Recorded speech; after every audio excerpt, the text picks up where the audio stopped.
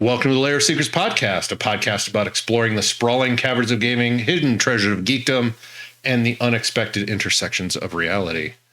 On this episode, we are exploring using different forms of media in your game. One of those forms of media is movies, and I think one of these days I should do the Angry Bob style for our intro.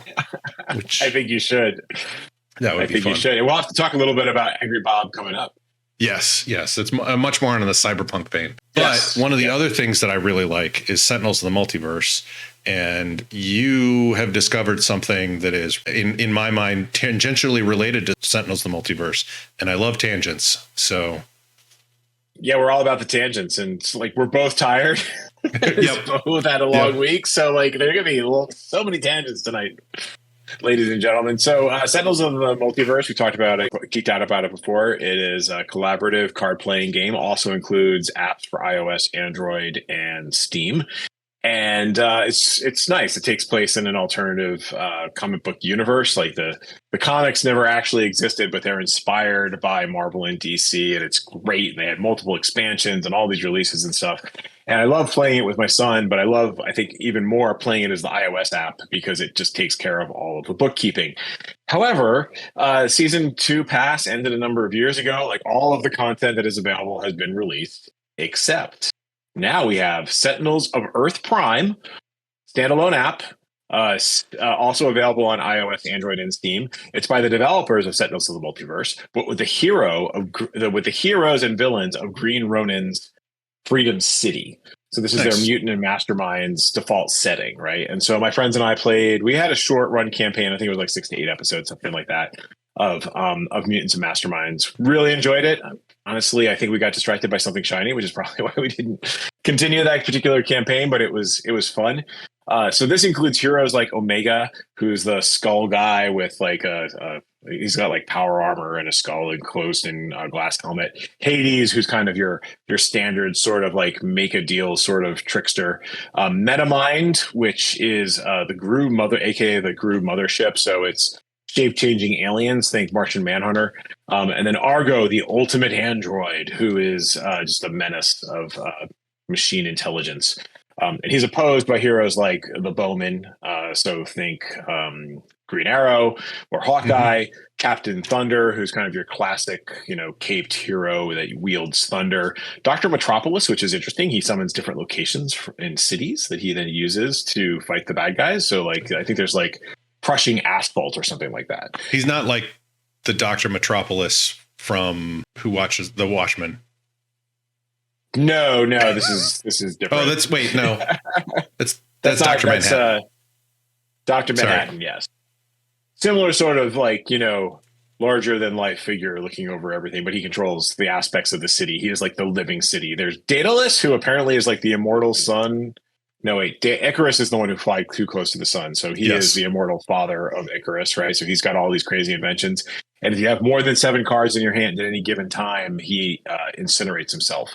So that's an interesting mechanic. There's Lady Liberty, there's Siren, there's a couple of others. And so the cool thing is it's all interoperable with Sentinels of the Multiverse. So you can mix and match your heroes and villains, and it's just been fantastic. And if I didn't have all of these annual performance reviews to do for work, I'd probably be playing the game right now and completely forgetting about the podcast. So you said it's a standalone app. Does it? But you say is it your same account? Therefore, you can mix and match the heroes from the other app? So it is aware of Sentinels of the Multiverse. So you can download it as its own thing, and it's its own standalone app with just the content that's in it. If you own, like I do, all of the Sentinels of the Multiverse stuff in its own app, it is aware of the content that you've purchased for Sentinels of Earth Prime. And so you can pull that content in when you're playing Sentinels of the Multiverse. And actually, now that I think about it, if you're in Sentinels of Earth Prime, you can also pull in your content from the multiverse. I haven't actually played it that much. I've only played like a handful of games, but I'm pretty sure the content shows up in both places. But you can the point being, you can buy Sentinels of Earth Prime without actually having to have done all of the Sentinels of the Multiverse stuff. So I think the people who did the app are Handelabra Games, but But Sentinels was originally Greater Than Games. Are they partnering with Green Ronin on this, or Green Ronin on this. Yeah, so I believe this was actually this was a release that Better Than Games did in partnership with Green Ronin, and so there was a Kickstarter not too long ago. Gotcha. With Handelabra to roll out the digital version. So I'm sure someone has a much better blog post than we do detailing the history of it. I'm just going to tell you it's awesome. And if you like Sentinels of the Multiverse and you wish, could there be more Sentinels of the Multiverse? The answer is not really, although they did do a recent re-release, modernization of the card game. That hasn't shown up as an app yet, but you can get Sentinels of Earth Prime, which is pretty cool. It introduces different game mechanics. There's another character, I think his name is Johnny Rocket, and so he has a card mechanic called Momentum, where he's a speedster like the Flash, and so you play these Momentum cards and they stay in play, and then eventually you get to the point where you can play a card which gives extra bonuses or damage or what have you based on the amount of momentum that you have in play, which is different than some of the other speedsters type mechanics that they have in the base game. So super duper fun. As you can tell, I'm talking really fast because I'm super excited. It sounds fun. I have the last one before they re-released a bunch of stuff, but was it's basically their Armageddon game. It's not Omega. Oh, Oblivion. Yeah, I have that Oblivion. In card game format, and I played it once at Gen Con, but have not played it here at home, and it's been a number of years. So I would like to, maybe when you come out for Gen Con, that would be kind of cool that they maybe. I mean, that is like the pinnacle of crunchiness when it comes to Sentinels of the Multiverse. That's why I like the digital version, and perhaps even better because there's like a gazillion tokens and mechanics to keep track of in Oblivion. And that's partly why I haven't played it, is because while my girls like Sentinels of the Multiverse, it is super quick and easy to set up. And yes, there's a little bit of crunchiness to it, but it's only a little bit.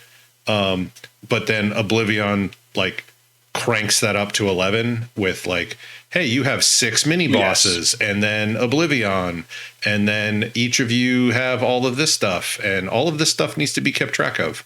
And I played it once, so it would be hard for me to teach it. And so, of course they're now, Isleen's in college and Tegan is about to graduate high school. So, about the time when I would have played, they were super busy with extracurricular activities. So we just haven't played it. So, but I'd like to. And it's hella complicated. It is. It's hella complicated. It has so many interesting mechanics that I have a lot of fun playing that particular expansion. But again, I have more fun playing it, I think, when the computer does everything for me. I'd rather actually just hand the iPad back and forth as we do co-op turns. So anyway, speaking of the multiverse, I think you've been visiting some alternative comic book realities. I have. We're doing Cyberpunk Red, and I've been on just a tiny bit of a Cyberpunk kick lately. And I noticed in some listicle somewhere of top Cyberpunk things, and I saw Transmetropolitan by Warren Ellis. It's actually by Warren Ellis and Darick Robertson, who does the art for it. And I'd heard of it before, and I was like, oh, okay, I didn't realize it was Cyberpunk. Let me go take a look at it. And first things first, libraries are awesome. So I was able to get the collected versions. It comes out in 2 different kinds. There's a 10 issue set of collected comics. There's 60 total comics, and there's one that has 6 comics per. But then there's a newer version which has 5 volumes, which has all 60. And that's the one I think it was over the last 2 days. Mainlined all of them. So it has a bit of a feel of the 2000 AD British comic that had Judge Dredd in it and such like that. Some of that artwork style is completely like, there is not a consistent art style in 2000 AD, but like it has a bit of a feel of some of those art styles. You know, lots of stuff going on in each panel in terms of like detail. It's a story of Spider Robinson, who's a journalist, basically patterned after Hunter S. Thompson, who is the founder of Gonzo journalism. And he's not an anti-hero. He's not really a hero. He's not someone you want to model your life after. I read it, and it is kind of cyberpunk, like in terms of the setting, but really it's a big set of political commentary on politics and journalism and just life in general. And how the little guy often gets squished when other people are trying to rise to power. And Spider and his two assistants are out to deliver the truth. And then, and one of the things that I thought was really interesting about it was Spider is not out. Spider knows that he himself cannot change the world. And so he is trying to put out there the truth with a capital T of what is actually going on out there. And then the rest of the world who reads his column needs to actually take action to make that change. Gotcha. So he's like a fulcrum, and, you know, and he's adjusting the fulcrum so that the populace has the ability to make more change than they normally would. And it was good. It was not quite the cyberpunk, although there are definitely things in there that you could yank and put into cyberpunk. Like he doesn't normally use a gun, but he has a gun or something that looks like a gun, but it's a bowel disruptor, and he can set it to various strengths. So like liquefaction, volcanic eruption, prolapse was one of them, which is awful. If you know what that means, don't look it up if you're going to eat sometime it's not something you want to Google. Yeah, definitely don't Google image search that one. Don't do that. No. But yeah, it was a good series. I recommend it. It came out about 20 years ago, and it felt, unfortunately, super modern in terms of how politics has gone in the last 6 years or so, which means it's about how politics has kind of gone in the last 50 years or so, because Hunter S. Thompson was late 60s, early 70s, and Richard Nixon and things like that. Like a lot of those parallels are there, but you could replace whatever president you want and put a different president in, and you know, a lot of the same sort of stuff that's in Transmetropolitan sticks. So gotcha. It's not cool in terms of that part of it, but it's a good one. I can see as a younger person being like, oh, the Spider's awesome. He's amazing. He's cool. I should pattern my life around him. As an older person who's gotten past 20s or so, and definitely had kids, it's like, no, do not pattern your life after this person. The one really interesting thing that I did learn, however, is Transmetropolitan has had two shots at going into either an animated series or a live action series. The animated series was first, and a really big fan was going to voice Spider, and that really big fan was Patrick Stewart. Wow. Yes, he loves Spider. And he actually goes in, and there's one particular set of one volume called Monstering, and there's a soliloquy that Spider steps up on a table and talks about monstering journalism. And at one point, in order to kind of prove that he loved Spider and was really interested in the project, actually had stood up on a table and delivered that soliloquy in the middle of a restaurant. So, you know, at least that's what I understand. I don't know how true it is, but I do know that he and his production company attempted to do an animated version of Transmetropolitan. Wow, I did not know that. I did actually read it. I was just checking my book log. I read it back in 2008. That's shortly after it probably would have wrapped. Yeah, so like it was, and I think that's probably how it popped up on my radar in the first place. And so I remember it being like having the kinds of reactions you're describing, my 15-year younger self. Yeah.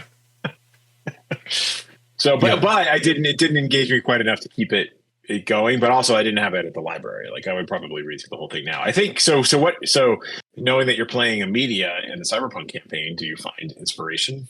Or I think you should be scared because Spider, and if I go with the Angry Bob persona, Spider feeds into that Angry Bob persona. He barrels in. He's always searching for the truth and never seems to get arrested. Even though he beats people up. So that seems like a tailor-made segue to Cyberpunk Red. We've actually played it, folks. After talking about it for a goodly number of months, we actually sat down and ran it multiple times. So David had ran our like sort of initial play test that we did in Tailspire just to get a feel for the mechanics. I've run, I ran easy mode, half of easy mode, which is the one-shot introductory adventure, and then we did sort of a quick play test with our soon-to-be characters. So we wanted to figure out the net running rules because we were not sure how well they would work and play with the other character concepts. I think we've all had some trauma from playing Shadowrun and remembering like, oh, hey, yeah, I'm not, my hacker is going to do a bunch of stuff right now. And so like 2 hours later, everybody comes back to the table while the net runner is completing their action. So we wanted to make sure that wasn't going to be the case. Right. And so I've actually run it for my group as well now, my Sunday night group. And they also made it halfway through easy mode. And so our Telsorian, if there is a flaw in easy mode, it's that people don't want to finish the adventure because they just want to go on and play the game. I mean, that's a good flaw. Is like, hey, do you want to finish this game or do you want to like play the real one? Like, no, we want to jump in and play the real one. So, I mean, that's pretty good. Like playing half of an introductory one shot, people are like, yes, we should make this our alternative game. Yeah, we could totally do this with like 2 or 3 people and other people aren't around. Yes, we should totally do this. Like, okay, cool. So we're not finishing the one shot next week. Okay, cool. Cool. I mean, you could finish the one shot, but like convert it over to the full game. Yes. But I haven't even given any thought to what I'm going to do with my regular group. But well, our Tesseract does have a lot of downloadable like runs that you can grab and scream sheets that are kind of segueing into our main topic. There's a lot of other things that they have available that you could pull little nuggets out of and make an entire game out of. Yeah, I mean, especially Tales from the Red. I want to say one of us was reading Tales from the Red, and I specifically have not started reading the book because I wanted to go back and see if anybody else was actually reading it. I'm running our Cyberpunk Red game for Lair of Secret, so I think I can probably go read it, but like, and those conversations were probably early on when we weren't sure who was doing what. But in any case, our initial thoughts on Cyberpunk Red, and I'm hoping to do a post for the site about this.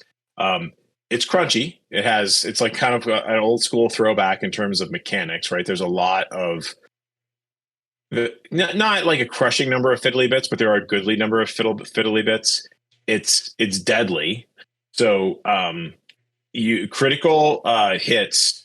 If you manage to score a critical, which is when you're rolling damage, you roll a number of 6-sided dice, and if 2 of those come up, you get a critical wound. And they're bad. Like your arm gets blown off. Your fingers are crushed. You lose a leg. Punctured lung. And the lung's really bad. If you get hit in the lung, you're dead. Yeah. The luckily for us in our playtest, when we did the 2 playtests, we did one with just combat, and then the later one was adding net running in. But the prior one, we had a few criticals, but they were all not on the PCs. Yes. So we could just kind of go, ooh, that would be really bad for a PC to have happen. But luckily, none of that happened to us. For my Sunday group, it happened on both sides. Ouch. And so I think some takeaways. Range matters, perhaps more so than other games I've played. It's I really like this, and I think it may be one of the things that's really appealing to my group is the idea that pistols are good really close. and assault rifles are good from a farther range. And this is actually a game where you would want to set up the shot for a sniper rifle, because your target value that you're rolling to hit your target is based on your range. And so you want to get to that sweet spot for your weapon. And I think that adds sort of like a tactical component that other games, other modern style games, even like Star Wars or I'm just trying to think of some of the other modern games that my friends and I have played, like Savage Worlds. Like they don't really account for that. Yeah, most of the games, when they have ranges, you might have a disadvantage at point blank range on certain ones, but after that, it's either +0 or you get better. You might get better at some long ranges, but even like with sniper rifles, usually it's still a minus to hit something at like long or extreme range. Whereas in Cyberpunk Red, the long range being like 30 meters away is really good for like the assault rifle type stuff. And then sniper rifle is even further away. Yeah. And so I think combined with the lethality of the game, I think it introduces some interesting possibilities from a game master and player perspective. You don't want to get into a fight. And if you get into a fight, you want to do it smart. And if you don't do it smart, and even if you do, several characters may die. So don't get overly attached to them. So it is a dark and brutal future, and the rules really reinforce that. And I think it should have interesting implications for role playing, because you're gonna want to set up the shot, right? Like if you're taking down like the corporate fixer guy who's just ultimately corrupt and what have you, you're going to want to like do a little bit of both maths and theater of the mind and say, this is where the sniper is, and we're trying to get him to the right place, because if we get into a firefight, we want to win, but we want to try and not get into a firefight. And so, or you guys are just bonkers and you're getting into the fight, but knowing that like you've got another character rolled up. The first one's probably not going to make it through the scenario, right? So in that, I think it's actually kind of close to what we saw in like the Netflix Edge Runners series, where it's fast, it's brutal, like life is hard in the dark future, and the game really reinforces that with its rules. The other thing I think is Netrunning works. Our friend Chris Miller is playing the Netrunner, and the way it works is he gets like 3 actions to everybody in the real world, 1 action. Like for for each meat action, you would get 3 net running actions, which sounds like, oh my gosh, I'm just going to be sitting around doing nothing. But because the net runner, their job is to basically get into the architecture and try and bypass the various threats that they find in there. And it's a fairly sort of linear dungeon crawly type thing. Like you're dealing with the black ice, you're dealing with an obstruction, you're trying to seize control of a system. And so they're limited in their choices. They don't have an infinity of things that they're attempting to do. But at the same time, what they're doing is helpful to the regular players, right? So the regular players want to buy the net runner time to get in and disable the guns, because they don't want to deal with the guns. Yeah, I think, I mean, because it was our first time doing it, I think initially it went a lot longer than it normally would, because we didn't know what was going on. I don't want to pretend that it's super fast. But each of the Netrunner actions outside of combat, outside of the combat with black ice or whatever, are pretty short. There's 3 actions, but if the Netrunner is thinking ahead while their turn is coming up, they could be like, okay, I'm going to do this, this, and this. And like the first 2 things might be really quick. And then the last thing might be getting into a fight with the black ice, which is just a couple of dice rolls, because that's 1 round of combat. And then it'll go to the next person, sort of thing. Yeah. And I think the other thing that we learned, hopefully, Ken, you learned, is that Aaron can and will try to break your game. Yes. So it was great, but it worked. It all worked. Yeah. Yeah. It worked beautifully. She navigated her way through the ductwork, and that's cool. Yep. And thankfully she had gone out ahead of everybody else, was navigating her way through the ductwork. And thankfully Chris was able to like defeat all the net architecture before she got into a place where she would have gotten herself killed on the inside. So it all came together in the end, but I think it is a fun game. I'll be curious to see how the campaign plays out. In a bit of Cyberpunk Red news, just this just in because it popped up in one of my feeds or what have you. I think it was on Twitter. Black Chrome is now out on Roll20, so this is their I saw that. tech and cyberpunk release. It's now available on Roll20 as an add-on, and there's a Black Chrome Plus, a free Black Chrome Plus add-on that has additional cyber tech and maps and stuff. So Cool. I'm gonna go probably look at that, maybe spend some money on it, because now I got 2 campaigns that want to play Cyberpunk. So and remember, like, I like playing around in Tailspire. So if you want to have me make maps in Tailspire, let me know. And it may not be for us. I mean, we could do Tailspire for your other game too. Yeah, so my key thing, we've talked about this before. So I mean, talking a little bit about Tailspire, 3-dimensional map modeling for your games, and I think we've had a little back and forth of it amidst the group. And I think the thing about Tailspire that I like, particularly when you're talking about the things we were just talking about with range and setting up the ambush and that sort of thing, I could see wanting to build out just that really nice big virtual tabletop to take advantage of those kinds of things, right? Yep. Because it would feel very immersive, I think, as opposed to just like, we're hacking into a warehouse. I don't know that it adds that much in that particular scenario. But if it's a very sort of visceral, you're attacking a convoy or something, like, it could be very interesting. But that means I need to figure out what the heck I'm doing ahead of time so that you have time to build it. Right. Well, and luckily there's a bunch of places like Tails Tavern and stuff like that, which has a lot more cool stuff on there as well. It's fun to build it. I built the entire first building for A Night at the Opera, which is the first first adventure in Tales from the Red. And I started building out the second map for it. Your earlier question was, yes, I started reading it because I picked it up at Gen Con last year, before we knew we were actually going to play it. But we thought about playing it, I think, but I picked those up and I'd like to run it at some point. So maybe I can. That's the nice thing. Tegan is done with Guard, so there's no extracurricular activities for us. Like, our weekends are actually open starting like pretty much now, and so I might be getting either an online or an in-person game group again together at some point in the nearish future. The key to the success of your group, I know you struggled with this a little bit.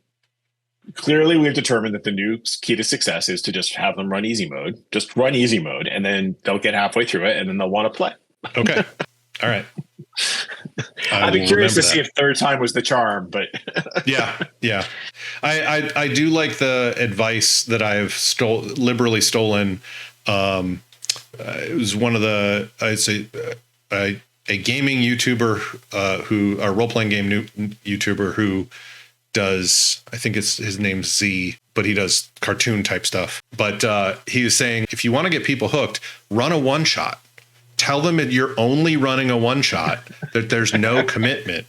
But then at the end, you're like, hey, did you guys enjoy that? Do you want to do it again? So right. First hit was free. The second hit also free. Yeah. So yeah. Not that I'm judging game masters who charge. I'm just saying, So I do have one other bit of like breaking campaign news, and it's actually a game that we've talked about in the past. I think we drew some inspiration for this when we were doing our Army Corps of Engineers Cryptid Monster game of the Week sort of scenario. Yep. Cryptid game. And it's Monster of the Week, which is powered by the Apocalypse game, my gamer working group, my lunchtime game. Both of our campaigns came to a conclusion after about 3 years. And so we're like, hey, what do we want to do next? And so Monster of the Week came out of nowhere to kind of like bubble to the top. It is now the game we're going to play. Wow. So I think we're going to do at least a one shot. I have the book, which, wow, we're actually going to play a game that I purchased. Right there. I still haven't played it. They actually came out with another expansion book for it with more stuff in it as well within the last year. Yeah, and I think there's like isn't there a new edition that was coming out, like being Kickstarter or something, or is that what you're thinking of? No, I think there's two things. I can look it up real quick. Well, while you do that, so I'm excited. It's going to be interesting. Like, I think that the great thing about it is it pulls from all the archetypes of the Monster of the Week genre. So you've got inspiration from Buffy. You've got it from let's see, I had it all in my head and then it just ran away. Buffy the Vampire Slayer, Supernatural, right? Like basically anything where the crew comes together to deal with a threat. Hell, Scooby-Doo, right? Like Yep. you get to face those threats on a weekly basis. And most people have like just the pop culture references to be able to do it. The funny thing is we have one guy in our group who has none of the pop culture references. His parents didn't let him watch television growing up. Wow. He only ever watched cooking shows. And so he doesn't know who Buffy is. He's never watched Supernatural. He has no desire to watch any of these things. So I'm be very curious to see how he plays with the archetypes, right? Because, you know, you're like, oh, you're going to play a Xander. He doesn't know anything. And he's like, who the hell is Xander? Yeah.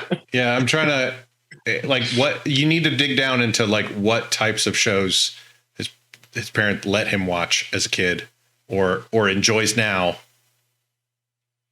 You know, he doesn't watch television. He Okay. reads Russian literature. Oh, And he watched cooking shows as a kid.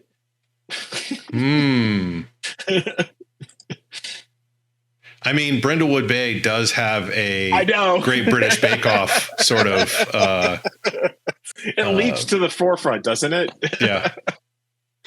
So in any case, we're going to be doing it. And the best thing is I'm not running it.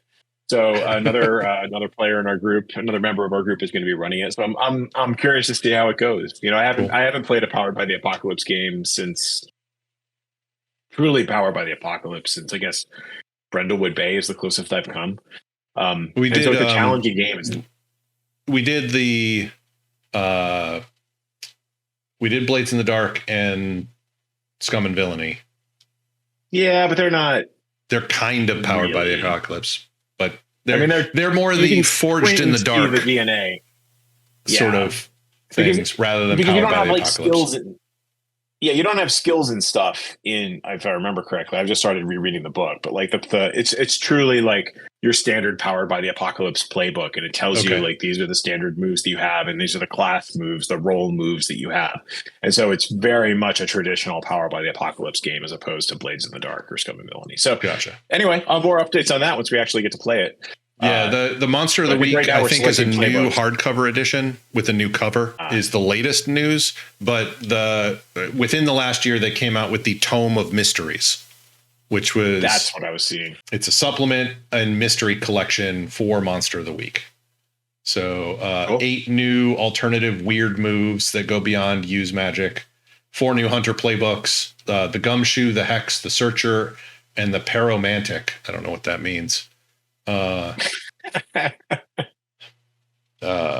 Paranormal romantic, paranormal. Actually, it is pararomantic. So maybe it is the paranormal. Maybe I don't know. Maybe you can play a vampire, like a spike vampire. Okay. Support Yeah, I for can see weird that. phenomena type mysteries like those found in The Fringe or X-Files. Tips and techniques used by experienced keepers, and 29 fully detailed mysteries ready to drop into your game. Oh, we're killing my budget, man. Sounds cool. It's $25 It does. for the book and PDF. It is very tempting, but I'm trying to be disciplined, so I'm going to add it to the list. Gotcha. All right. Well, we have our main topic coming up. So we said we were going to talk about using different media in your game, and now is the time to talk about that. What do we mean by that? That is actually an excellent question. So my take on it when I was thinking about it, I think the answer has changed depending on whether the answer can change based on whether you're running a real world game or an online game. So I think some parts of an online game make it easier to incorporate media, and some parts of a real world game may make it easier to do that. So I know before the pandemic, when I was running my Dungeons and Dragons prequel campaign for oh my gosh, what was it? Obsidian Frontier.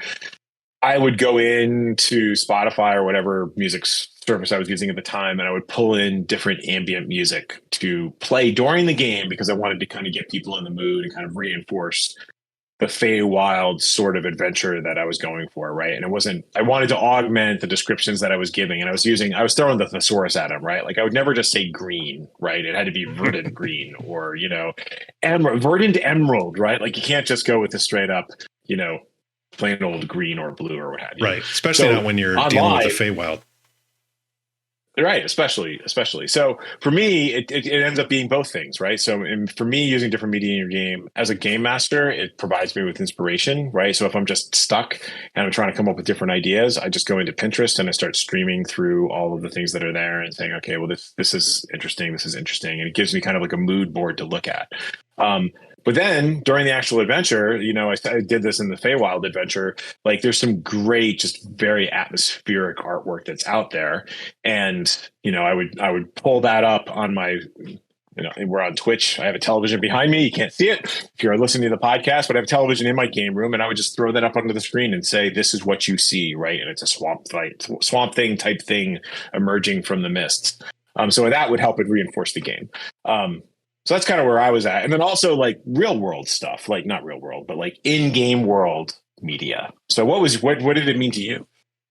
I was originally thinking of it as what you started at, which is inspiration. The more I read your notes, but also the more I thought about it, I've definitely used media in the game as well.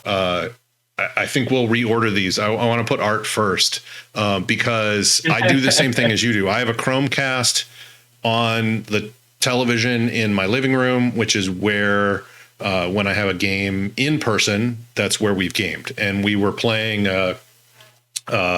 futuristic superheroes. It was Mythic D6 superheroes game on the city of Buckle City, which is a creation of my own, it sits in the middle of the Atlantic Ocean and is the buckle or the terminus point for a space elevator.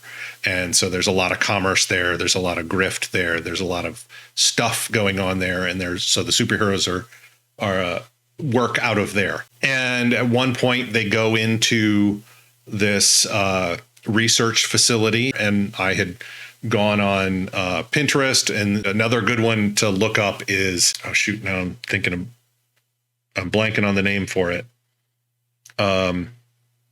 Concept art. So like Googling something concept art really like will give you some really evocative images that are not always like super detailed, but leave a good amount to the imagination, and like almost tell a little story in and of themselves that they're really good to use. So I would use those as inspiration, and then I'd cull through those and pick out a couple to use during the game. So when they're in this area, it's like, this is the corridor you see, you hear these noises, you hear this. And then once I was inspired, I would find specific pieces of artwork to show different areas of the complex that they were moving through and things like that. And I would actually use that as kind of a proto map. It's hard to do catwalks and other things like that on like a 2D map. So having that picture there, it's like, oh, I want to fly up to that catwalk, or they're firing down at you from the catwalk, or et cetera, et cetera. And so those are the things that I have done artwork wise. Pinterest is a really good one.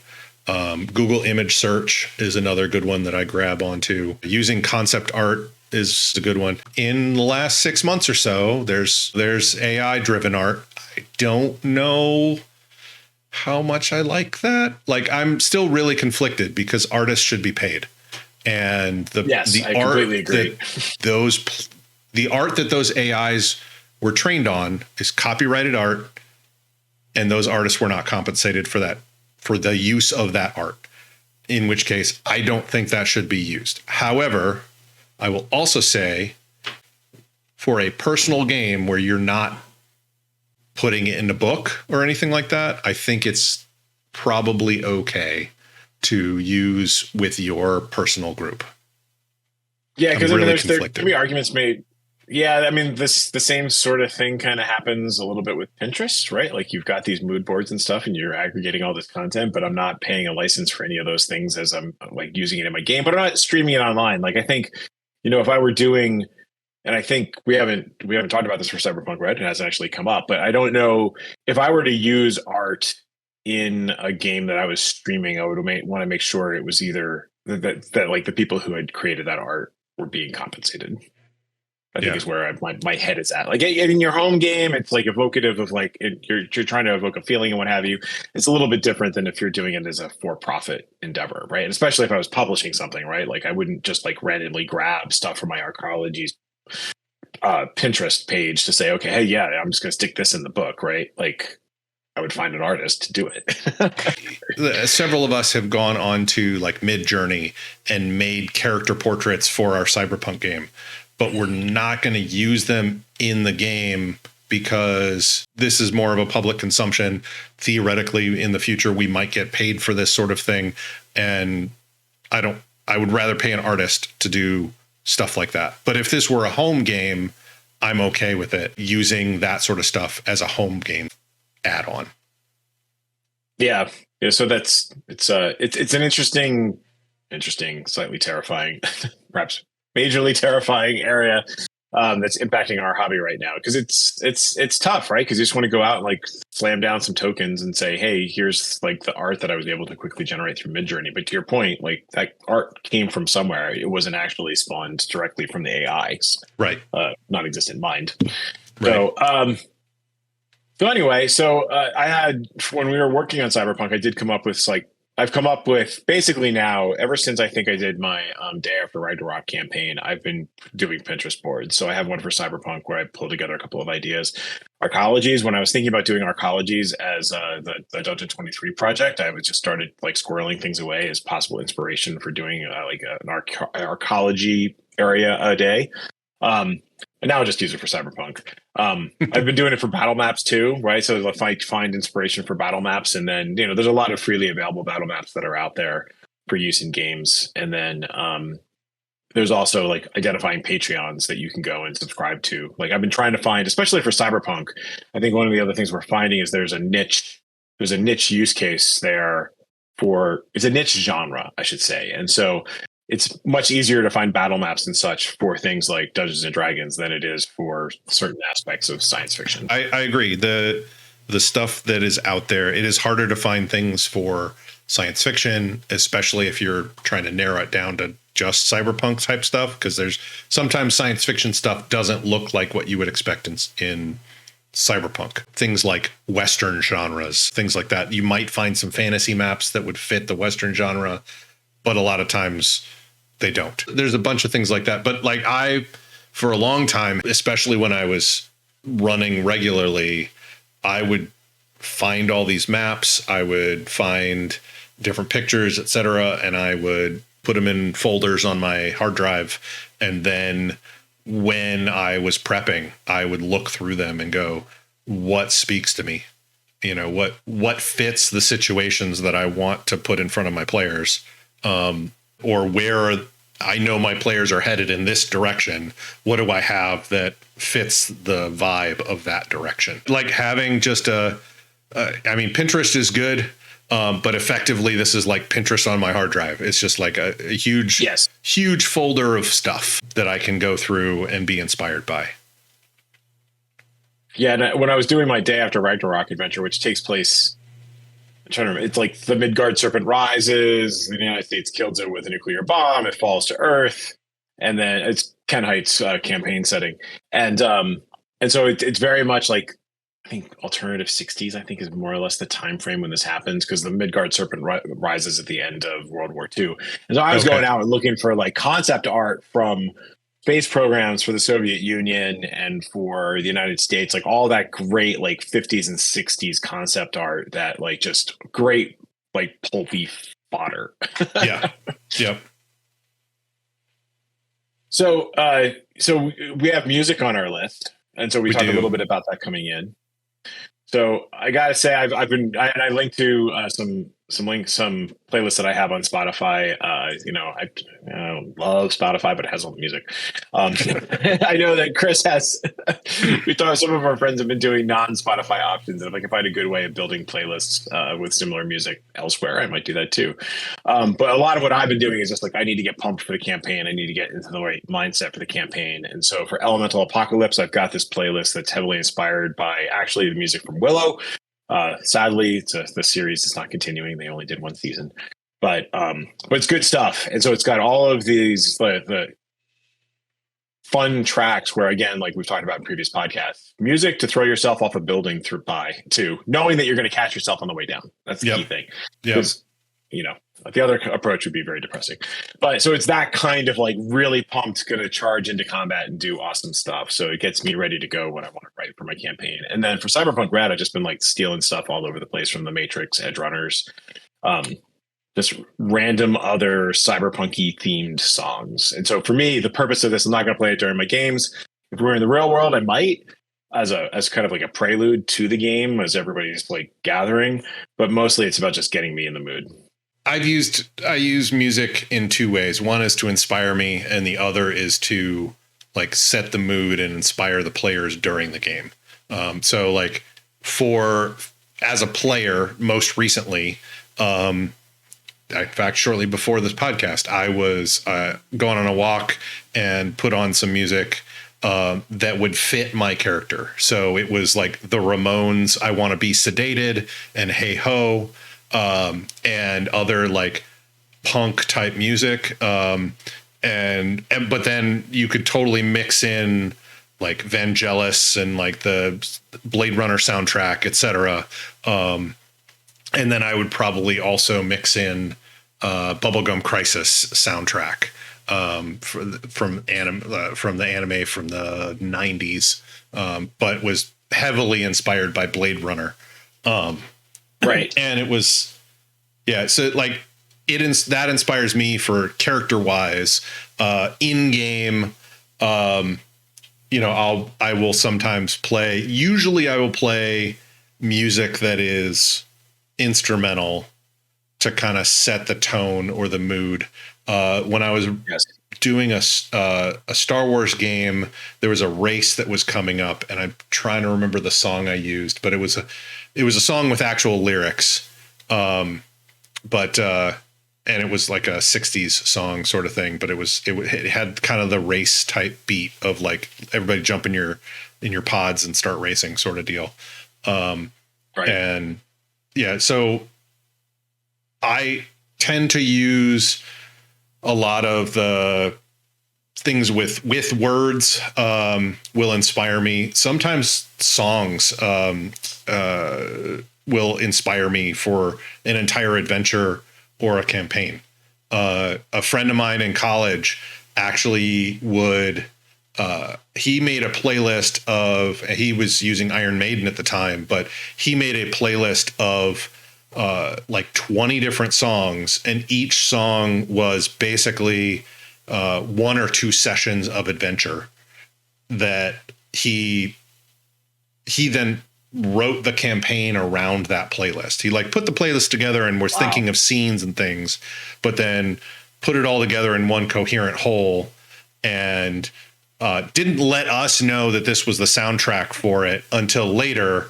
But he would run the different adventures, and they all synced up with either some lyrics or the title of the song.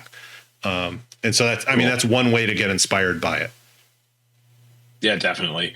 And I think it's funny, right? Like growing up, you'd be playing D&D, and so you break out, let's see, like, I don't know, Conan the Barbarian soundtrack. That's a big, huge one. Conan the Destroyer. Yep.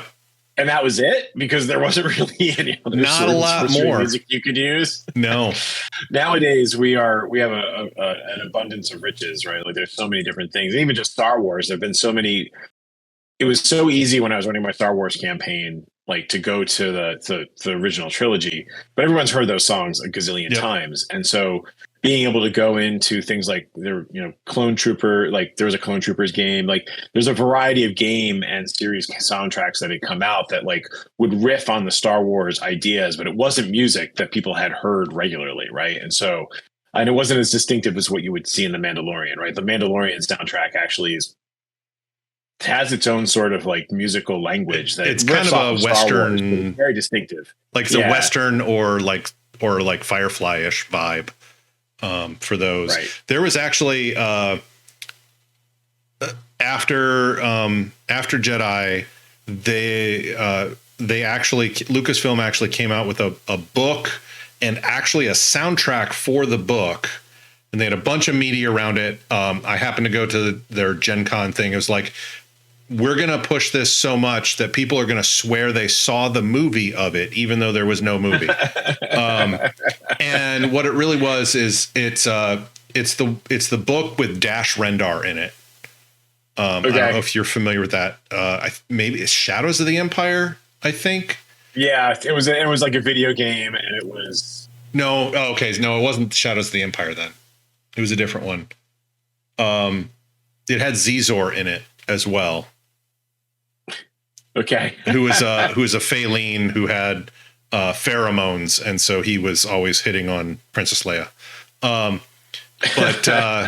But they had a soundtrack for that one, so it was like, here is Star Wars music, but it's not the Star Wars music you've heard. But it was in the same vein. It had the same sort of riffs in it. It had the same feel to it, and so I would be able to pull that out and play that during a Star Wars game, and so it wouldn't feel like, oh, this is the Imperial March again, you know. And it was right. It was a good soundtrack, and it was a good addition to the standard Star Wars soundtracks, which are generally pretty awesome. Yeah, I think it was Shadows of the Empire. Was it? Yeah, I'm doing the limited Googling, but like, yeah, no, it says first appearance Shadows of the Empire was for Dash Rendar.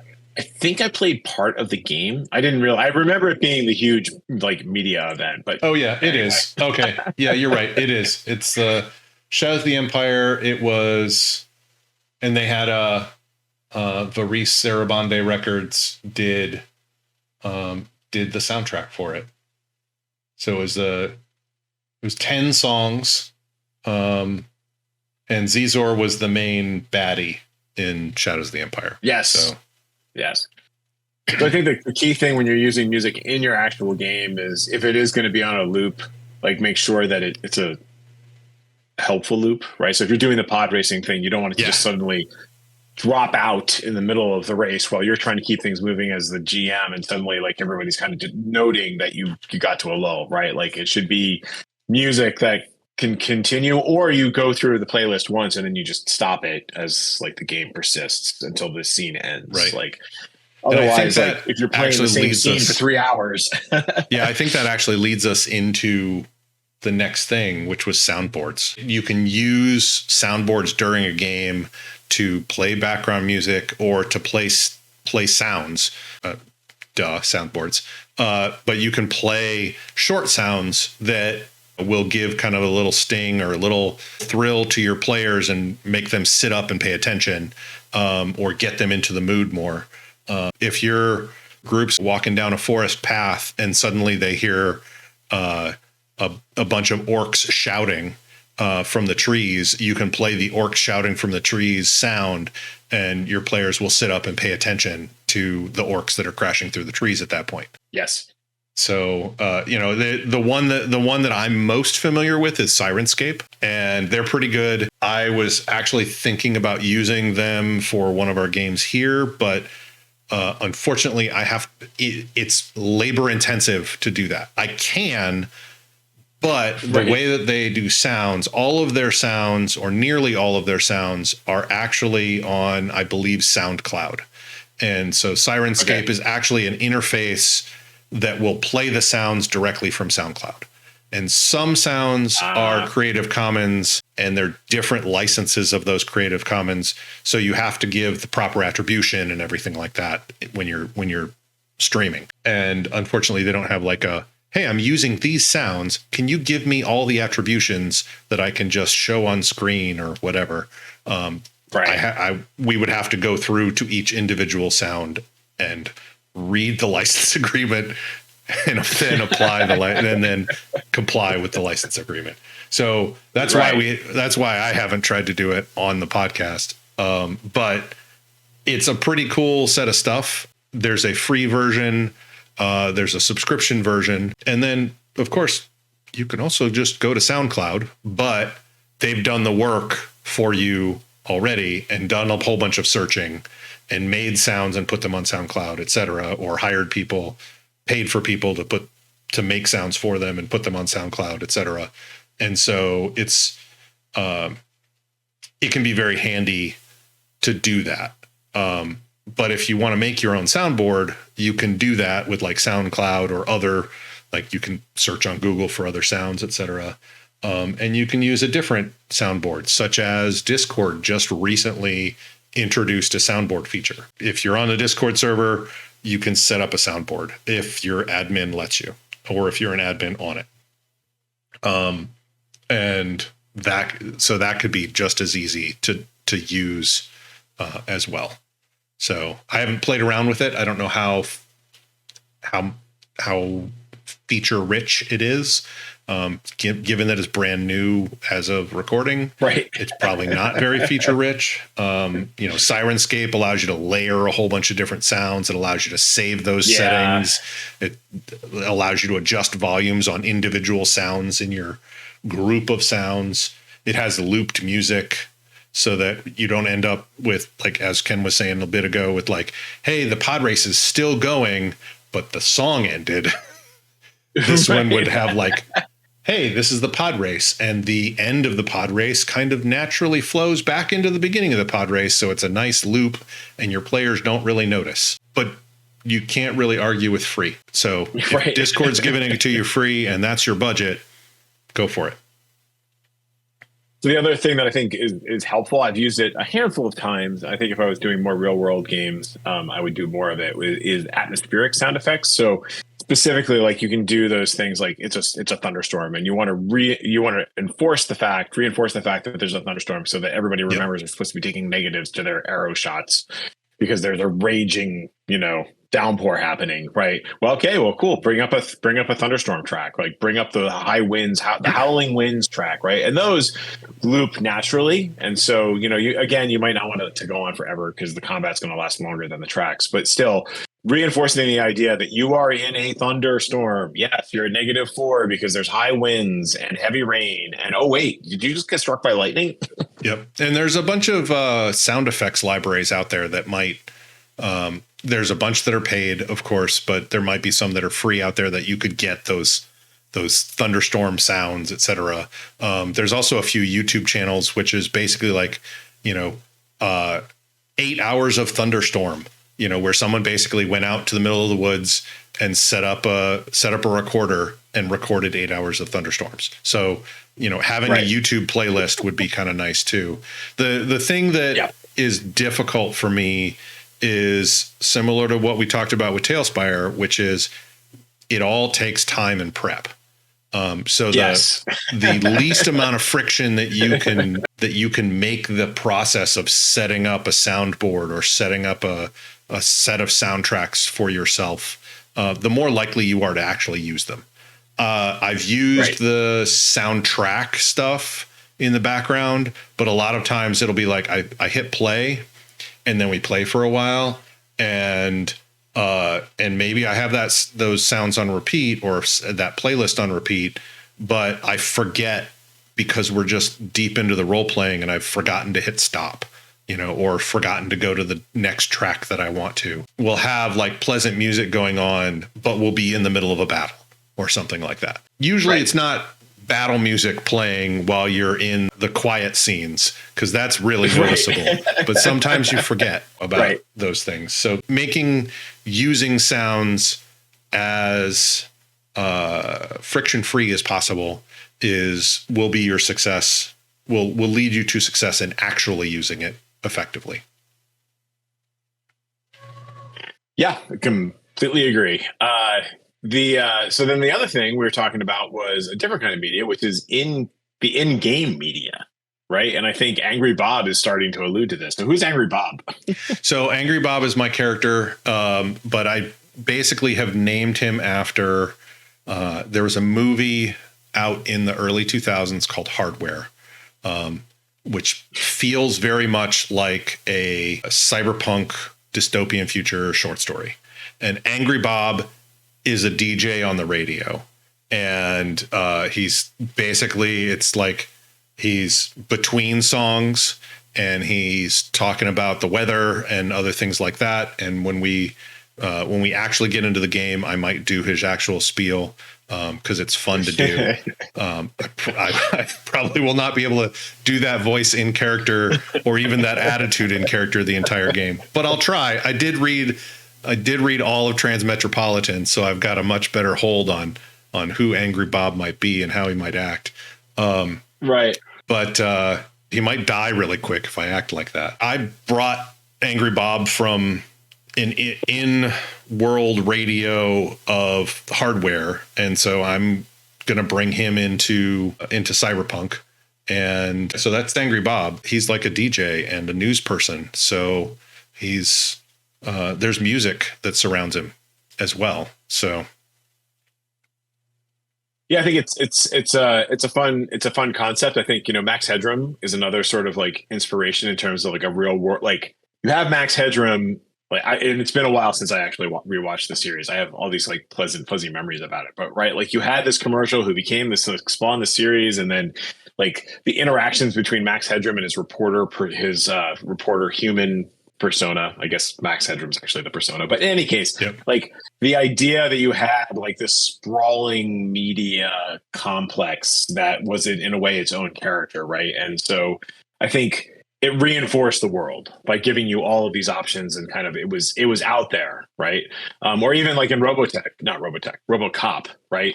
Particularly the first RoboCop, where you had like the in-universe ads that were showing up. Yep. During the movie. Yep. Or Starship Troopers. I was about to mention Starship Troopers. Would you like to know more? Would you like to know more? Right. And so imagine like you're running like a hard SF game. Well, what is the media in that universe? Right. And so Starship Troopers goes in all kinds of different fun directions. Was RoboCop Paul Verhoeven too?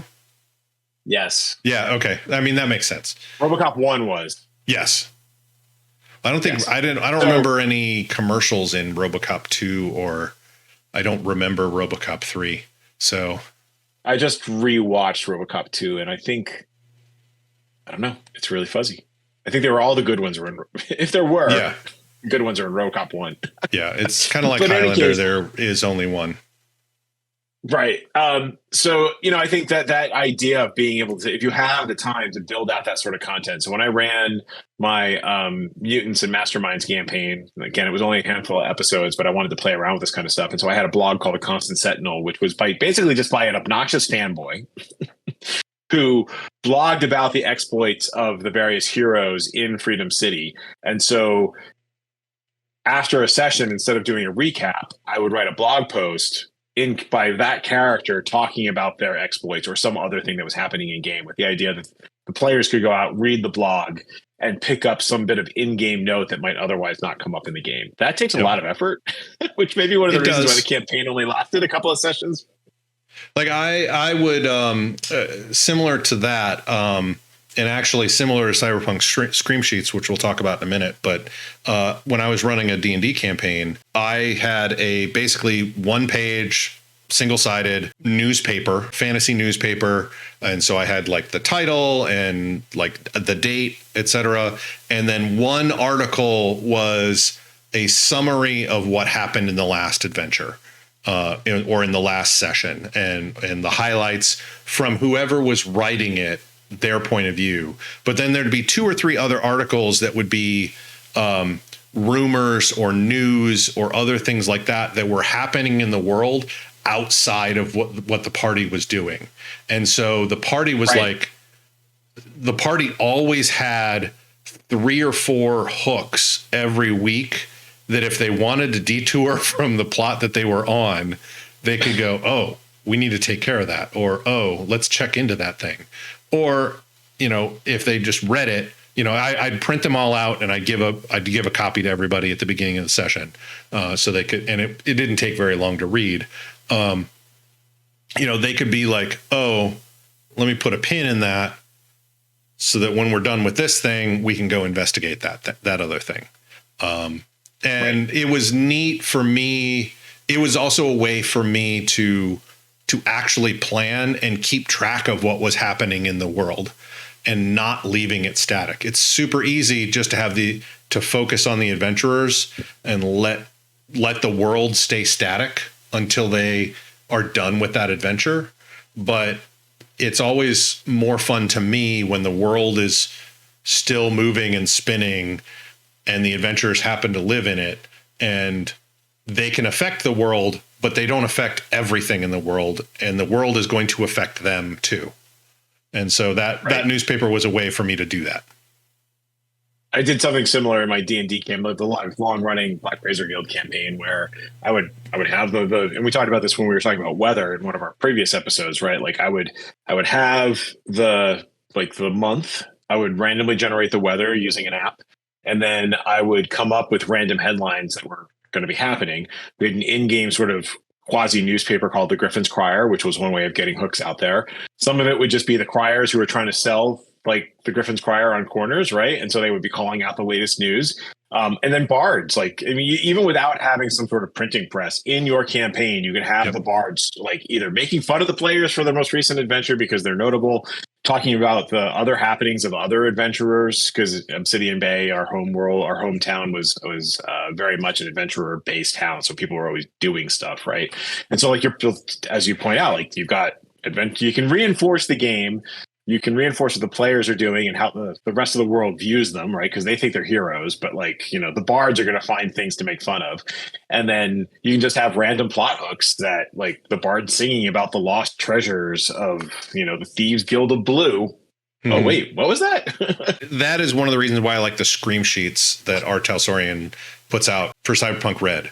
They've got scream sheets that they put out, which is just and there's ways to put together scream sheets in the book, but they also have a downloadable kit that has like logos for Arasaka and Militech and all the other major corporations, the Kibble Corporation, that you can put into a scream sheet. But then they also have like columns. They have multiple different formats of a scream sheet, so it doesn't always have to look the same. And it should be fairly easy to put together with the tools that come with whatever computer that you have. If you have a Windows machine or a Mac or a Linux machine, there's image editing sort of software or PDF sort of editing sort of software that you can use to fill out those scream sheets. And then you can deliver those to your players. In fact, the Tales from the Red, each of the Tales from the Red adventures, I believe, has its own scream sheet, and there's one section of the scream sheet that is the adventure that describes the intro to that adventure, like the hooks for that adventure. And then there's other things also on the scream sheet that might be of interest to the players or GM when they give it out. It's like of just other stuff happening in the world. Right. The there is a book that I've been searching out for since it came out in the early 2000s. It came out in 2005, which is The World of Kong, A Natural History of Skull Island. This was for Peter Jackson's King Kong. Okay. And it's an in-world book that takes all of the concept art and what have you and bundles it into a like in-world fiction book accounting for the ecology of Skull Island. I never saw it in the real world. It goes for like $250 to $300 online, so I'm not likely to splurge on it. Whenever I go into a used bookstore, I always head to like the art book section in the hopes that someone has put this out there and I might get it at some point for, you know, a song. But it looks super cool, and it's made me think about things like, what are your in-world media, right? So when I was doing my Scales of Truth campaign and the players were going to the Caverns of Kazil, there were books written in the world describing the content, like describing the things that they needed to learn. So they were researching the books. And so I had like short phrases that describe the things that they would find in the Caverns of Kazil. I did not have the time to build a full art book, but the idea that these books existed and that they were researching them, I think it's fun. It's like Skyrim, right? Like when you're adventuring in Skyrim, there are a gazillion books, and in some of those books are hooks. But like everywhere you go, there's a freaking book. I will say that the one game that I know of, the one game system that I know of that is really, really big on using in-world fiction, in-world art is Call of Cthulhu. Yes. There are several places out there, and I'll have to look some of them up, that produce things like newspaper articles that look like they were printed in 1920 that you can then print out or show, and like it has information as part of the module that you're playing. Like there are groups out there that have taken the modules that have come out for Call of Cthulhu and then made artifacts specifically for those modules so that you can use them in game.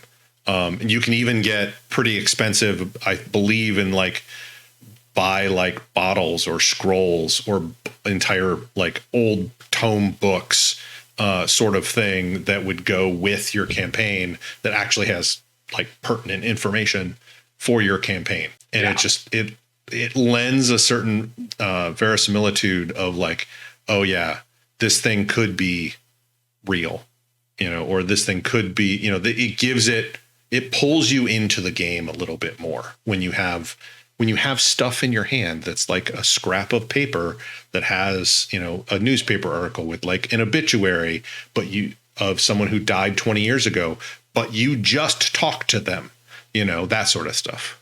Right. And it's reminding me like, and I had props. I took it out and put it back in again because props is a kind of media, right? It's not like pop, like pop culture type media, but like I remember like weathering a maps. Like I took an old like paper grocery bag, crumpled it up, uncrinkled it again, used some pen and ink markers on it, and then burned it. You like, actually put burn marks into you're it. Laughing, but that's exactly what I did for the very first game that I ran for my cousins. Is I was doing Lost Mines of Phandelver. Well, you can go online and there's a player map of that area of Faerun, and it's the same map that comes in the box set, but it's a player version that doesn't have many like all the GM labels on it. And so I crumpled it up a couple of times to give it some crinkliness. And then I made a cup of tea. And then I took the still wet tea bag and just wiped it all over the front and the back. And then I let it dry. And they thought it was cool. So they thought it was kind of a neat thing. I could have done more. I could have like ripped the edges of the map, or I could have, if you want to, you can totally up that. You could go from crumpled up and rubbed with the tea bag level to full on, I'm going to get calligraphy pens and really nice vellum or really nice other paper or whatever, and like totally create stuff. If you have that much time and are an artistic, I would do that if it was a map or something like that would be used for a majority of the campaign. Right. Like one of the things I did do, and I don't know if this probably isn't media. Well, it is media. Let's put it under art. Here's something you can do in game, which I found really fun. Go to like a toy store or a Target or something, and usually they'll have these 10, 16 piece kid puzzles that are cardboard. Mm-hmm. Sometimes you can buy them that are shrink wrapped with like 3 of them. Spray paint them. So you've completely wiped out what the picture was, and then write on it or draw your map or whatever, and then break the puzzle apart, and then give 1 or 2 pieces to the party. And then I did this for one of my campaigns. One of the things that they had to do was get all the pieces, and so they were chasing down all the pieces, and it was like the way I ran it was there was another group that was also going after these pieces. And sometimes they would get there first, and sometimes the other group would get there first. And occasionally when they fought and they defeated the other group, they would get some puzzle pieces that group had. And so they would get more than one. But it was only like 10 or 16. I think it was like a 16 piece puzzle, maybe a 20 piece puzzle. So it wasn't like, the puzzle pieces were like the size of the palm of your hand. It's not like it's a hard puzzle. But they would slowly put it together, and they would try and figure out what was on it. And there was, of course, once you put it together, there was more to figure out. There was like a puzzle in the puzzle. And, just make sure you don't do like I did. And if it was a letter, like I did it more than once. I had a letter, but the pieces that I gave them, they could figure out what the missing stuff said. And so they kind of leapfrogged past the end, which is fine. But, it was, I had to deal with that. That was surprising to me, but I should have realized it. Cause I play with smart people, and they can figure out what these 8 missing words are, or could be. And right. So, but yeah, it's good. It's a fun thing, and it's fairly cheap to do. The dollar store might even have some. I don't go to the dollar store much, but they might even have something like that there too. The most expensive thing in that is a can of spray paint. Honestly, spray paint's more expensive than the puzzles.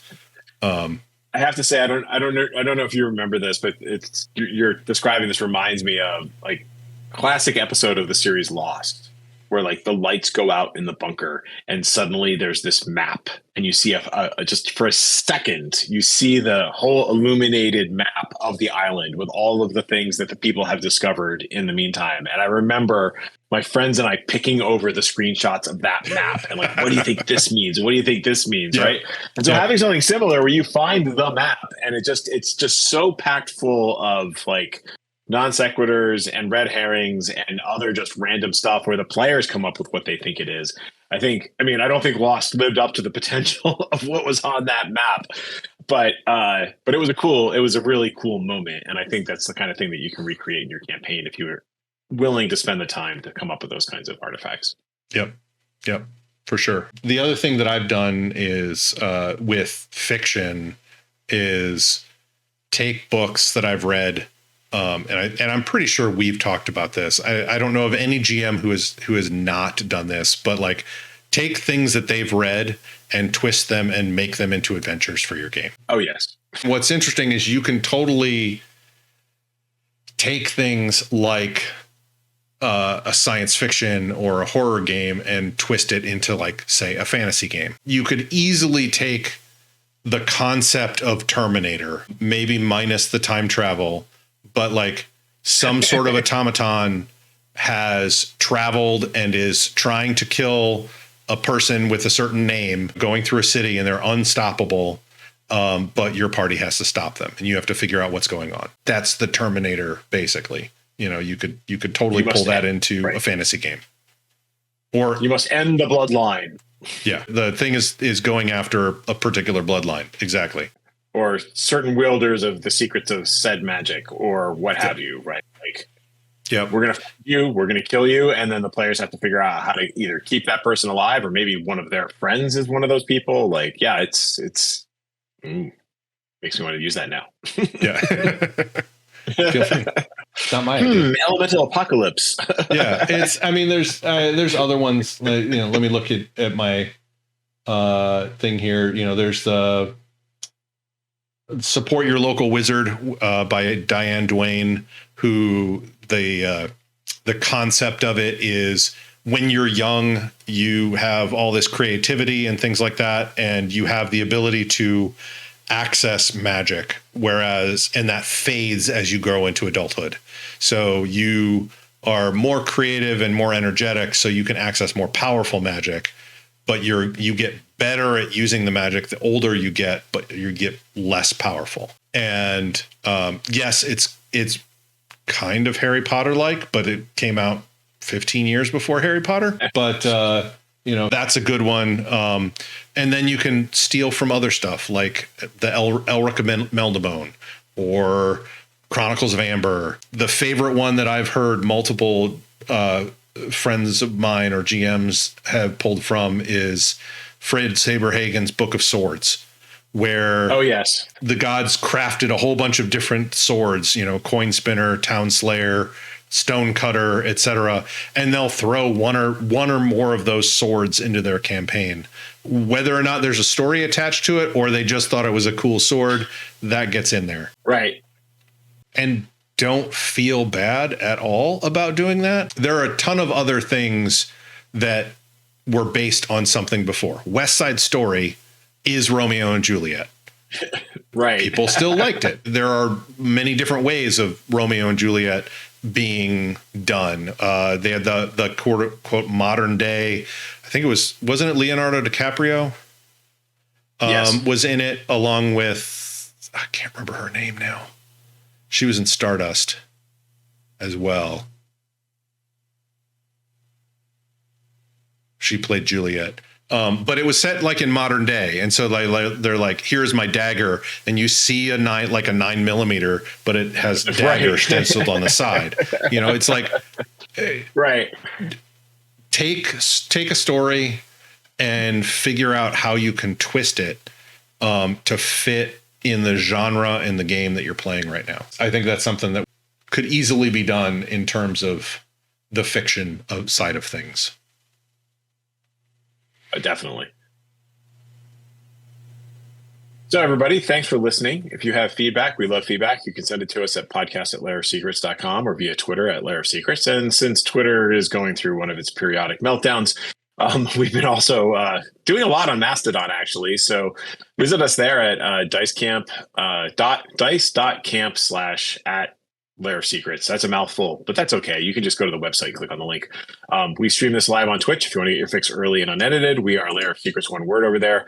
You can also visit lairofsecrets.com and leave us some feedback, topic ideas, and your own thoughts on what we have talked about. Thanks for joining us, everybody.